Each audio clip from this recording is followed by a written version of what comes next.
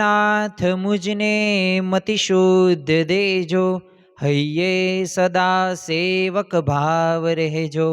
છો શબ્દો મારા પણ આપ આવીને કહેજો, રાજી થઈ અક્ષર ભાવ દેજો, રાજી થઈ અક્ષર ભાવ દેજો. શ્રી સ્વામિનારાયણ ભગવાનની જય. અક્ષર પુરુષોત્તમ મહારાજની જય. ગુણાતીતાનંદ સ્વામી મહારાજની જય. પ્રમુખ સ્વામી મહારાજની જય. પ્રગટ ગુરુ હરિ મહંત સ્વામી મહારાજની જય. સુરત અક્ષરધામ મહોત્સવની જય. દરેક દિવ્ય હરિભક્તોને ભાવથી જય સ્વામી નારાયણ. આજના પ્રવચનનો મુખ્ય વિષય દુર્લભો માનુષો દેહો. આ ભાગવતની અંદર એ આ શ્લોક એક ટાંકીને કહ્યું છે કે દુર્લભ એવો આ મનુષ્ય દેહ છે.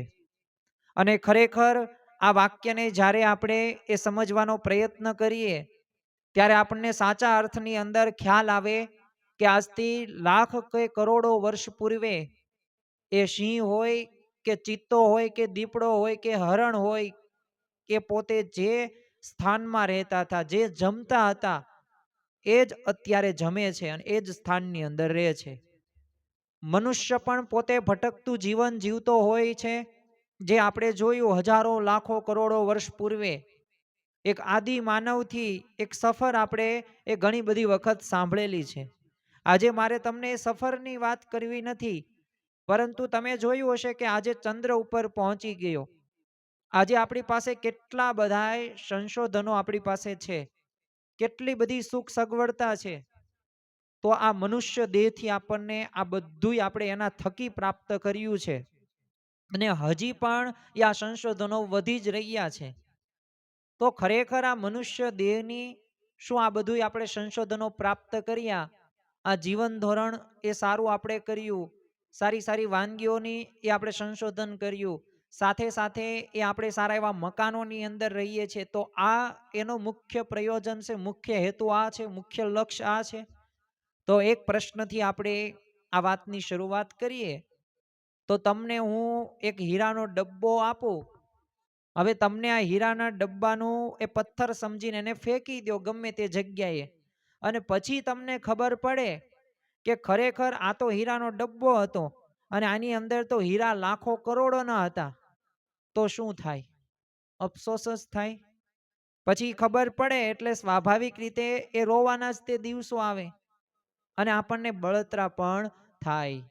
તો આજે આપણે જે દેહમાં એ બેઠા છીએ ને, એ હીરા કરતા પણ અમૂલ્ય છે, કિંમતી છે. કારણ કે આ મનુષ્ય દેહ છે. 84 લાખ યોનિની અંદર પ્રથમ નંબર કોને આપવામાં આવ્યો? શું હાથીને, જે શક્તિશાળી છે? શું સિંહને? ભલે મનુષ્ય સિંહથી બીક લાગે, પણ સિંહને જો વશમાં મનુષ્ય કરે છે, આપણે સર્કસની અંદર જોયેલું છે, એ હાથીને પણ વશમાં કર્યો છે મનુષ્ય.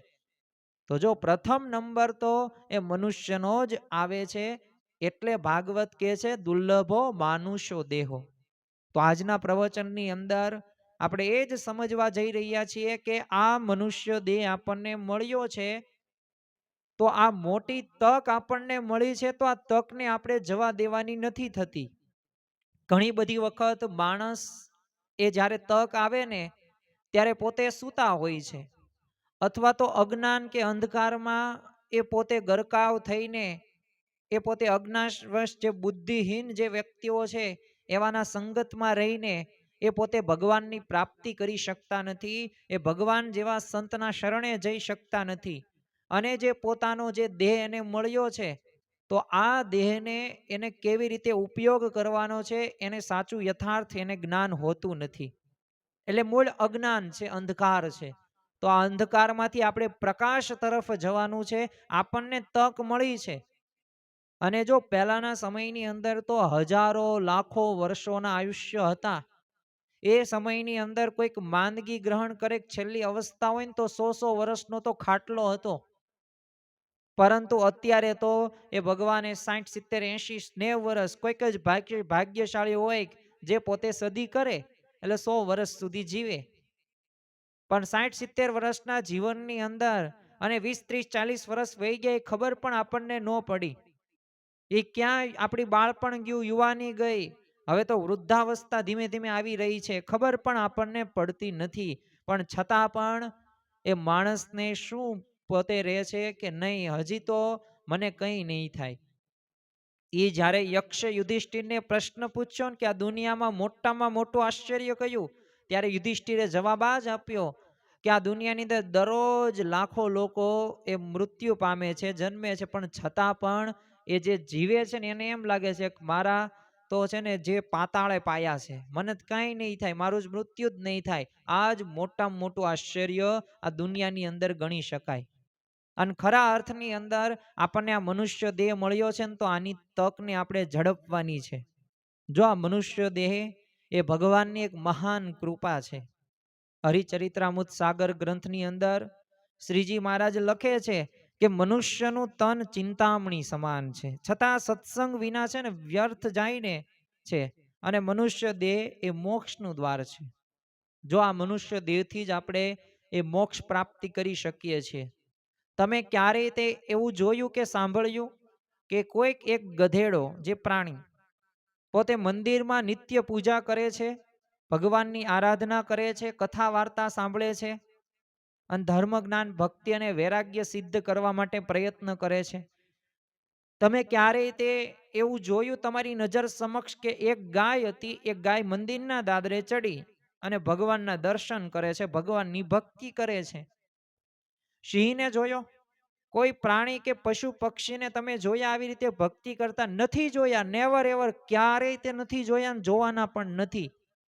પણ જો મનુષ્યને તમે જોયા હશે ભજન ભક્તિ કરતા, નિત્ય પૂજા કરતા, એક ભગવાનની કથા વાર્તા સાંભળતા, તો એ બીજી યોની અને આ એક આ મનુષ્ય જે આપણને દેહ મળ્યો છે એ આ યોનિમાં એ યોનિમાં તફાવત શું? તો જો યાદ રાખવું કે અન્ય યોનિમાંથી ભગવાનની પ્રાપ્તિ થઈ શકે નહીં, મોક્ષ પ્રાપ્ત ન થાય, પરંતુ આ મનુષ્ય દેહ આપણને મળ્યો છે ને જે 84 લાખ યોની બાદ આપણને આ મનુષ્ય દેહ પ્રાપ્ત થાય છે, તો આ મનુષ્ય દેહથી એ મોક્ષની પ્રાપ્તિ થાય છે. અને ચિંતામણી સમાન આ મનુષ્ય દેહ છે. ચિંતામણી એટલે શું? તો ચિંતામણી એક પદાર્થ છે જે તમને આપવામાં આવે ને તો તમે તમારી પાસે હોય અને તમે જે ચિંતવન કરો ને, જે વિચારો ને એ તમને મળે. તમે એમ વિચારો પીઝા ખાવાસ તો પીઝા મળે. તમે એમ કહો મારે પાણીપુરી ખાવી છે, પાણીપુરી મળે. અરે તમે એમ કહો ને મને 1 કિલો સોનું મળી જાય, 10 ગ્રામ સોનાના ભાવ આપણને ખ્યાલ છે 1,55,60,000 અત્યારે વર્તમાન કાળે છે, અત્યારની સ્થિતિ પ્રમાણે. તો આમ કેવી મજા આવી જાય, બહુ મજા આવે ને. એટલે જો આ ચિંતામણી એનો હોય તો જો આ જે માગો ને તમને મળે. જો માણસે વિચાર્યું કે આ સૂર્યપ્રકાશ તો ઠીક છે, ચંદ્ર ઠીક છે, પણ આપણે આપણી રીતના કંઈક પ્રકાશનું કંઈક આયોજન કરીએ તો જો તમે જે લાઇટ નીચે એ તમે બેઠા છો ને, તો એ ભલે થોમસ આલ્વા એડિસને શોધ કરી પણ મૂળ તો હતા તો મનુષ્ય જ તેને. એટલે આ ચકલા ફર કરતા ઉડે છે, આ કાગડા પણ ઉડે, પતંગિયા ઉડે છે, માખી ઉડે છે, તો આપણે ઉડવું, ચાલો ને ઉડીએ. તો જો ઉડીએ ને એ આપણને ખ્યાલ છે પ્લેન કે હેલિકોપ્ટર આ બધાનો આપણે સંશોધન કર્યા, કેટલી બધી સગવડતાઓ આપણે પ્રાપ્ત કરી. આ બ્લુ વેલ રે એ જેમ દરિયા નીચે રહેશે ને એમ અમારે રહેવું છે. તો જો આપણે સબમરીનની શોધ કરી, આવા તો ઘણા બધા આશ્ચર્યો આ દુનિયાની અંદર આપણે કર્યા જ છે, મનુષ્ય જ કર્યા છે. એને બુદ્ધિ આપનાર કોણ છે? ભગવાન. અને એ મનુષ્યથી થયું છે. તો જો આપણે જે ચિંત્યું ને એ થાય છે. પણ જો સત્સંગ વગર એ જો આ મનુષ્ય દેહનો એ જો વ્યર્થ રીતે કરશું ને તો આપણે મોક્ષ થવાનો નથી. એટલે યાદ રાખજો કે 84 લાખ યોનિની અંદર આ મનુષ્ય દેહ એ આપણને મળ્યો છે, તો મોક્ષ પ્રાપ્તિ રહીને એ અગત્યની વાત છે, મહત્વની વાત છે. અને એટલે જ તે નારાયણદાસ કવિ પણ કહે છે, સજની ટાણું આવ્યું રે ભવજળ તરવાનું, મોંઘો મનુષ્યનો વારો ભવસાગરનો રે આરો, ડાહ્યા દિલમાં વિચારો સત્સંગ કીજીએ. તો જો સત્સંગ કરવાની વાત કરીશ, આ ટાણું આ સમય આપણને મળ્યો છે ને, કારણ કે અંતકાળે સગું નહીં કોયનું રે, મારું મારું કરીને ધન મેળવ્યું રે, તેમાં તારું નથી તલભાર, અંતકાળે સગું નહીં કોયનું રે. એ મારું મારું કરીને ગમે એટલું ધન મેળવ્યું હશે, એ જો આ સમય રહ્યો ને એ અગત્યનો છે. કારણ કે એક એક સમય લાખ લાખનું છે. તમે વિચાર કરો કે આજથી ઘણા બધા વર્ષો પૂર્વે એક કવિએ લખ્યું કે તારી એક એક પળ જાય લાખની, તું તો માળા રે જપી લે ઘનશ્યામની. આપણે જે ભગવાન કે ઈષ્ટદેવ કે સંપ્રદાયને માનતા હોય, એક એક આપણી પળ રહીને લાખ લાખની છે. આ સમયનો આપણે ઉપયોગ કરવાનો છે. આ તકને આપણે ઝડપવાની છે.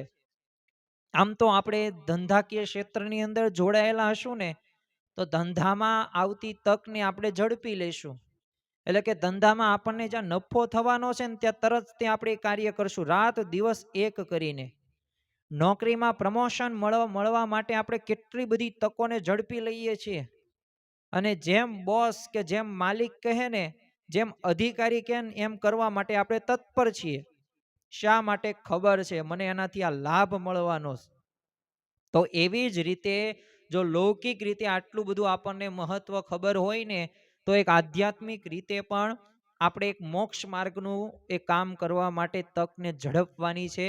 અને ડાહ્યો હશે ને એ સત્સંગ કરશે જ. તે એને કંઈ કહેવું નહીં પડે, એ નિત્ય પૂજા પણ કરશે, સત્સંગ સંત સમાગમ પણ કરશે અને ભજન ભક્તિ કરીને ભગવાનને પ્રસન્ન કરવા માટેના પ્રયત્નો પણ કરશે. જો ઇતિહાસમાં ઘણા બધા એવા દ્રષ્ટાંતો થઈ ગયા, આપણે હમણાં એની વાત કરવાના જ છીએ કે જેમને તકને ઝડપી છે, પાછી તકને અમુકે ગુમાવી પણ છે.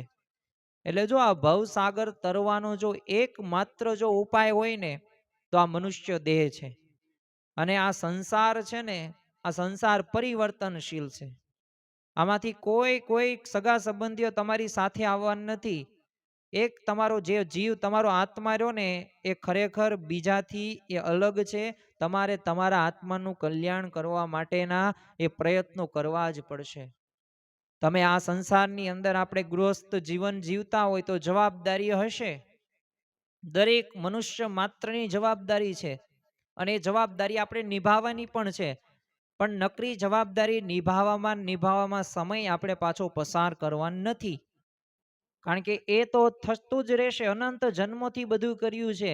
પણ આ જન્મે આપણે એકાંતિક ધર્મ સિદ્ધ કરીને બ્રહ્મરૂપ થઈને એ પરબ્રહ્મની ભક્તિ કરવી ને, આ એક મુખ્ય લક્ષ્ય રાખવો, આ એક નિશાન રાખવું. અને જો નિશાન હશે ને, લક્ષ્ય હશે ને, તો ત્યાં સુધી આપણે પહોંચી શકીશું. તમે જો કે નદીમાં તમે પડી જાઓ અને ખાલી એક સ્વાભાવિક રીતે લાકડાનો ટુકડો હોય, જે 2-5 કિલોનો ટુકડો હોય, અને તમે એને પકડી લ્યો તો તમે એ નદીમાંથી એ બચી શકો. તમે ડૂબો નહીં મરોય નહીં, એક ટુકડાના લીધે તમે બચી જાઓ. એમ જો આ મનુષ્ય દેહ આપણને મળ્યો છે ને, આપણે આને પકડવાનો છે, એવો પકડવાનો છે કે જેવો ઓલો લાકડાના ટુકડાને પકડ્યો છે. અને તો આપણે સંસારમાંથી પણ એ છૂટી જશું. જો ભૂમાનંદ સ્વામી એ પોતે કહે છે કે એ જ દિવાળી રે દેહ મનુષ્યનો છે. એ દિવાળી એ વર્ષમાં એક વખત આવે, જે ગુજરાતીઓ માટે એક નવું વર્ષ કહેવામાં આવે છે. પણ સ્વાભાવિક રીતે આ દિવાળી એટલે શું? આ મનુષ્ય દેહ આપણને મળ્યો ને, એ જ મોટામાં મોટી દિવાળી, એ જ આપણું બેસતું વર્ષ. આમ તો અંધકાર જાય પ્રકાશ થોડોક આવે ને, એક માનમાંથી એક નિર્માનીપણું આવે, એક પંચ વિષયો પ્રત્યેની આસક્તિમાંથી આપણે અનાસક્ત થઈએ, એ સ્વભાવોમાંથી એક મુક્તિ તરફ આપણે આગળ વધીએ. તો જો આ મનુષ્ય દેહથી શક્ય છે, અને એક જીવનની સાચી દિવાળી રહીને આ મનુષ્ય દેહ જ છે. હવે આ દિવાળીને આપણે સારી રીતે ઉજવવાની છે. આ મનુષ્ય દેહમાંથી એવું એ આપણે ફળ પ્રાપ્ત કરવાનું છે. જો દેવતા રહ્યા ને, એ પણ આ દેહને ઈચ્છે છે કે મને મનુષ્ય દેહ પ્રાપ્ત થાય. કારણ કે આ મનુષ્યની યોનિમાંથી જ તે આપણે મોક્ષ પ્રાપ્તિ કરી શકીએ છીએ. એટલે અતિ દુર્લભ છે. ફરી વખત મળતો નથી આ દેહ. આપણે ભલે આપણે કઈ ભૂત ભવિષ્ય કે વર્તમાનનું કઈ જાણી નથી શકતા, પણ જો શાસ્ત્રો આપણને એ જ કહે છે કે એમ કાંઈ જન્મ એક પછી એક મળતા નથી. એ આપણે આ 84 લાખ યોનિની અંદર ભટકવું જ પડે છે. અને ત્યારે આપણને આ મનુષ્ય દેહ પ્રાપ્ત થાય છે. એટલે આત્માનું આપણે કલ્યાણ કરવાનું છે આ દેહથી. એટલે આપણા જીવનની અંદર આ મુદ્દો રહ્યો ને, આ મુદ્દો આપણે વણી લેવાનો છે. જો તક ઓળખી કે તક ગુમાવીને, આ એક પ્રશ્ન આપણે આપણી જાતને પૂછવાનો છે. કારણ કે જે ભગવાન ભજીને મુક્તિ મેળવે ને એને તક ઓળખી કહેવાય. એટલે આપણે ભગવાન ભજવાનો છે. જો ધર્મ, ભક્તિ, જ્ઞાન અને વૈરાગ્ય જે એકાંતિક ધર્મના 4 અંગો છે, આ પ્રમાણે આપણે ભક્તિ કરવાની છે. અને એનાથી જ જો તમે ખુરશી હોય ને તો એક પાયો સારો ન હોય ને 3 પાયા સારા હોય તો બેસી ન શકો. બધાય પાયા વ્યવસ્થિત હોવા પડે. એમ આપણા જીવનની અંદર ધર્મ પણ હોવો પડે. નીતિ નિયમ પ્રમાણે આપણું જીવન હોવું જોઈએ. ધર્મ પછી જ્ઞાન પણ હોવું જોઈએ. અને જ્ઞાન પછી એ વૈરાગ્ય પણ હોવો જોઈએ અને ભક્તિ પણ હોવી જોઈએ. તો આ 4 અંગો રહ્યા ને એ મહત્વના છે. અને જો વિષયોની અંદર, જો અહંકારની અંદર, જો આપણે ભોગની અંદર એ જો આપણે ખોવાઈ જશું ને તો એના માટે નિષ્કાંત સ્વામી લખે છે કે જન્મ પશુને પાડ ખોયો ખોટા કારણે. એ પશુ હોય ને એને સમજ નથી હોતી, પણ મનુષ્ય હોય ને એને તો સમજ હોય. આપણને કોઈક ભેંસ હોય ને, કોઈક બળદ હોય, એ રસ્તા વચ્ચે એ પોતે બેઠા હોય ને તો બેહી જ રહે. એ વાહન તમે જ્યાંથી પસાર થાવ ને તો એ પોતે ઊભા ન થાય, એ પોતાની રીતના મનની પોતે મરજી કહેવાય. એટલે જ આપણે એને પશુ કીધા. પરંતુ મનુષ્યને એ સમજ હોય છે કે રસ્તા વચ્ચે ઊભું ન રહેવાય, રસ્તા વચ્ચે બેસાય નહીં, તડકામાં ન ઊભું રહેવાય, વરસાદમાં પલળાય નહીં, શિયાળામાં ઉઘાડા પગે કે ઉઘાડા શરીરે બહાર ન જવાય. આ ખવાય, આ ન ખવાય. તમને સાપનું ઝેર આપવામાં આવે અને તમે પીવો ન પીવો, કે મનુષ્ય તમે સમજ, આપણામાં સમજ છે, આપણામાં બુદ્ધિ છે, તર્ક વિતર્ક છે. એટલે યાદ રાખવું કે જો આપણા મનુષ્યને સમજ આપવામાં આવી છે છતાંય આપણે ભૂલી જઈએ છીએ તો નુકસાન કોને થાય છે? આપણું જ નુકસાન થાય છે. એટલે આ ભોગની અંદર, સ્વભાવોની અંદર, વિષયોની અંદર એ જે આપણે ફસાયેલા છીએ ને તો ક્યારેય આપણે એ પરમ શાંતિનો આપણે અનુભવ નહીં કરી શકીએ. ગુણાતીતાનંદ સ્વામી એટલે જ તે પોતાની વાતની અંદર કહે છે કે કેટલાકને રૂપિયા આપે ને તો એ આંખ કાન મળે નહીં, તે ભગવાને આપણને આપ્યા છે. માટે આપણે આટલો દેહ તો છે ને ભગવાન પરાયણ કરી દેવો જોઈએ. ભગવાન પરાયણ એટલે શું? ભગવાનમાં તન્મય થઈ જવું. જો આપણે ભગવાનની ભક્તિમાં એક લીન થવાનું છે, તલ્લીન થવાનું છે, જેને તન્મય કહેવામાં આવે છે. સ્વાભાવિક રીતે કોઈ પણ વ્યક્તિ પોતાના ક્ષેત્રની અંદર ત્યારે જ આગળ વધે છે કે પોતે ઓતપ્રોત થઈ જાય. તમે જો કે મીરાબાઈ હોય કે જનક રાજા હોય ને, એ પોતે તન્મય થઈ ગયા હતા ભગવાનની ભક્તિ કરવામાં. એ હનુમાનજી હોય ને તો એ ભગવાન રામની એ ભક્તિ કરવામાં તન્મય થઈ ગયા, ત્યારે એ ભગવાનની પ્રાપ્તિ કરી શક્યા છે. અને જ્યારે એ છાતી ફાડીને એમાં એ રામ, સીતા, લક્ષ્મણ, ભરત એ ત્યારે એમનામ નથી દેખાણા, કારણ કે એટલા તન્મય થઈ ગયા હતા. એ પુષ્પક વિમાન થકી પોતે અયોધ્યાની અંદર આવે છે, રાજ્યાભિષેક થયો રામ ભગવાનનો. નવલખો હાર સીતા માતા હનુમાનજીને આપે છે. હવે હનુમાનજી તો એ મોતી પોતે દાંત વડે તોડીને જોવે છે મોતીમાં આમાં શું છે, અને એ મોતીમાં કાંઈ હોતું નથી. એટલે એક મોતી, એટલે આ સીતા માતાને આશ્ચર્ય થયું કે આ શું કરે છે. એટલે નજીક જાય છે ને કહે છે આ નવલખો હાર છે, અમૂલ્ય છે, કિંમતી છે. ત્યારે હનુમાનજીએ શું કહ્યું? કિંમતી છે, વાત સાચી, પણ હું આમાં જોઉં છું કે રામ છે કે નથી. હવે મોતીમાં રામ થોડા હોય. તો ત્યારે એને કીધું કે બરોબર, મોતીમાં હાલો એમાં રામ નથી એટલે તું તોડેશ, પણ તો શું તારામ રામ છે, રામ ભગવાન? અને ત્યારે એ હનુમાનજીએ જે આપણે ચિત્ર, ફોટો, પ્રતિમા આપણે જોઈએ છીએ કે એ છાતી ફાડી અને એ દેખાડ્યા ભગવાનને. તો જો કણે કણની અંદર જો તન્મય એટલા થઈ ગયા હતા, એ ઓતપ્રોત થાય ને એના જીવનમાં તે ભગવાનની પ્રાપ્તિ થઈ શકે. બાકી 24 કલાકમાંથી 15 કલાક વ્યવહાર કરતા હોય, 7-8 કલાક ઊંઘતા હોય ને 10 મિનિટ ભગવાનનું ભજન કરતા હોય તો એ તન્મય આપણે ભગવાન કે સંતમાં ન થઈએ, વ્યવહારમાં થઈએ, શરીરની આસક્તિઓમાં થઈએ, વિષયોમાં થઈએ, સ્વભાવોમાં થઈએ. એટલે આપણે નવદા ભક્તિની વાત એ આપણને શાસ્ત્રની અંદર કરવામાં આવી છે, એનાથી એ આ તન્મય થઈ શકીએ છીએ. એ નિત્ય પૂજા હોય, ચેષ્ટા હોય, આરતી હોય, અષ્ટક હોય, થાળ હોય, એ સવાર કે સાંજ મંદિરે દર્શન હોય કે રવિ સભા હોય, પરાસભા હોય, એનાથી તન્મય થવાશે, એનાથી અભ્યાસમાં આગળ આપણે વધાશે આધ્યાત્મિક રીતે, એવી સ્થિતિ આપણે સુધી પહોંચી શકીશું. એટલે જો ગુણાતીતાનંદ સ્વામીએ કીધું કે તમને લાખો કેટલાય રૂપિયા આપો ને તોય આંખને કાન નથી મળતા, અને ભગવાને આપણને સાહજિક આપી દીધા. બહુ મોટા આપણા ભાગ્ય કહેવાય કે આપણને આ બધા અંગોની પ્રાપ્તિ તો થઈ, પણ સાથે સાથે આ સત્સંગ આપણને મળ્યો. સાચો સત્સંગ છે, માનો મળી છે મોટી વાત. હવે એને જતી કરવાની નથી. તો જો મફતમાં આપણને ભગવાને આપ્યું, પણ છતાં પણ આપણે એનો ઉપયોગ એ સારી રીતે જો કરતા ન હોય ને, તો આપણે કંઈક તો વિચારવું જોઈએ, કંઈક તો અંતરદ્રષ્ટિ કરવી જ જોઈએ. અને છેલ્લે આ પ્રવચનનો અંત ભાગ આપણે જોઈએ તો આપણે જો તક મળી છે, આ મનુષ્ય દેહ મળ્યો ને મોટામાં મોટી તક છે. હવે આ તકનો ઉપયોગ કર્યો છે, એવું નથી કે ઉપયોગ નથી કર્યો, તકને ગુમાવી છે પાછી. જો તકને ઉપયોગ કરનારની આપણે થોડીક વાતો કરીએ તો પ્રથમ તે દાદા ખાચર ગઢપુર જોતા શ્રીજી સાંભળે. એ દાદા ખાચરના દરબારની અંદર 25 થી 27 વર્ષ મહારાજ રહ્યા છે, પણ એ ભક્ત કેવા હશે કે એક આજ્ઞા એ શ્રીજી મહારાજની પાલન, એવો એકય સ્વભાવ દાદા ખાચરે રાખ્યો નથી જે શ્રીજી મહારાજને ગમતો ન હોય. એનાથી પણ એક વિશેષ વાત, એમના કુટુંબના સભ્યોએ એક પણ એવો સ્વભાવ નથી રાખ્યો જે ભગવાનને ન ગમતો હોય. આખું કુટુંબ દાદા ખાચર પોતે સમર્પિત થઈ ગયા. એ શ્રીજી મહારાજની એક આજ્ઞાની અંદર એ પોતે પાલન કરેલું છે, યથાર્થ રીતે પોતે પાલન કર્યું છે.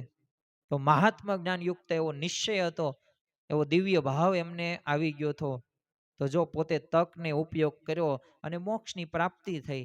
અગતરાયના પર્વતભાઈ પોતે 7 દિવસ સુધી એમને જમવાનું કોઈએ પૂછ્યું નહોતું. બધાને એમ કે જમતા હશે અહીંયા જીવુબા લાડુ બાંધ્યા કે શ્રીજી મહારાજની પ્રસાદી મુકુંદ બ્રહ્મચારી જમાડતા હશે. આ તો 7મા દિવસે મહારાજે કહ્યું, અને ત્યારે ખબર પડી કે પોતે બજારમાંથી એક મુઠ્ઠી એક ડાળિયા ખરીદે, એ ખાય અને પાણી પી લે, બસ સમાગમ કરે.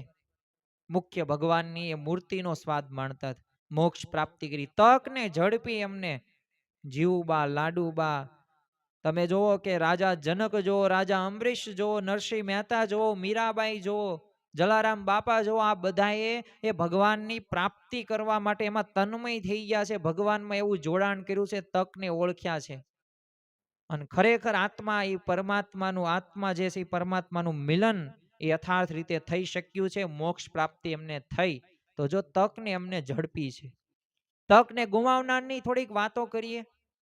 પ્રથમ જ તે રાવણ 4 વેદોનો ભણનાર હતો, જ્ઞાની હતા, બધી શક્તિ હતી, સામર્થ્ય હતું, પણ છતાં પણ તમે જો એના સ્વભાવના લીધે, એની પ્રકૃતિના લીધે એનો આખું કુળ પોતે વિનાશ પામ્યું.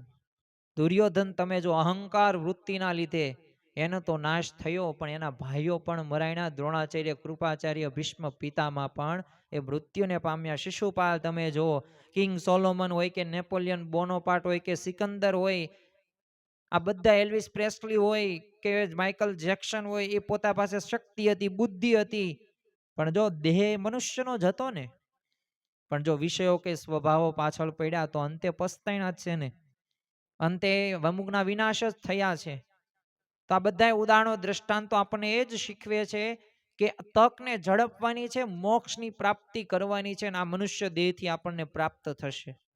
અને જો તકને આપણે ગુમાવશું ને તો અંતે પસ્તાવાનો જ વારો આવશે.